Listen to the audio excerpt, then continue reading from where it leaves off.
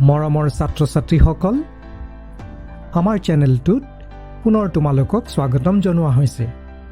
আজি আমি অংকুৰণ পাঠ্যপুথিৰ পাঠ 4ত উল্লেখ কৰা লঘোণ নামৰ কবিতাটি গাম হওক। কবি হৈছে নৱকান্ত বৰুৱা। লঘোণ।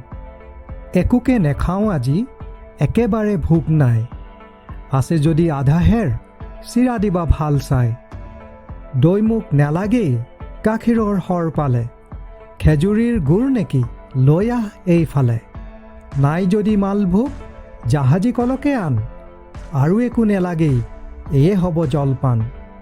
আজি যদি অহা নাই ভীমসিং পালোৱান, তাৰ বাবে ভাজি থোৱা দুটামান আলু আন। পাপৰ আছিল বোলে, আংঠাত হেকচোন।